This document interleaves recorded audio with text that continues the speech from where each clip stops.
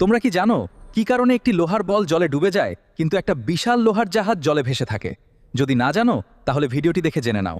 সাধারণত কম ঘনত্বের পদার্থগুলি বেশি ঘনত্বযুক্ত পদার্থের উপরে ভেসে থাকে, ঠিক যেমনটা বেশি ঘনত্বের অ্যাস্থেনোস্ফিয়ারের উপর। ভূত্বকের বিভিন্ন ভূমিরূপ যেমন পাহাড়, পর্বত, মালভূমি, সমভূমি ভেসে রয়েছে।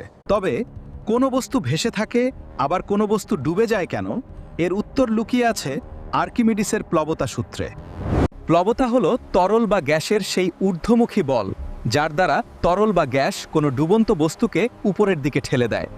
আর্কিমিডিসের মতে কোনো বস্তু তরলে ভাসবে নাকি ডুবে যাবে তা নির্ভর করে মূলত বস্তুর নিজস্ব ওজন ও তরলের প্লবতা বা ঊর্ধ্বমুখী বলের উপর। এই ঊর্ধ্বমুখী বলের কারণে তরলের ডোবানো বস্তুর ওজন কিছুটা কমে যায় এবং বস্তুটি নিজের আকৃতির দ্বারা কিছু পরিমাণ তরল অপসারণ করে। কোনো বস্তুর উপর প্রযুক্ত প্লবতা বা ঊর্ধ্বমুখী বলের পরিমাণ বস্তুটির ওজনের সমান বা বেশি হলে বস্তুটি জলে ভাসবে, আর কম হলে ডুবে যাবে।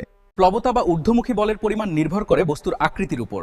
একই ওজনের দুটি ভিন্ন আকৃতির বস্তুর উপর প্রযুক্ত প্লবতা বা ঊর্ধ্বমুখী বলের পরিমাণ আলাদা হয়। একটি লোহার বল আর জাহাজের মধ্যে জাহাজের আকৃতি বড় হওয়ায় বেশি পরিমাণ জল অপসারণ করতে পারে বলে এর প্লবতা বা ঊর্ধ্বমুখী বলের পরিমাণ বেশি।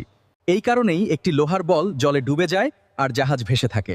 নমস্কার, ভিডিওটি ভালো লাগলে লাইক, কমেন্ট ও শেয়ার করে অনুপ্রাণিত করতে পারেন।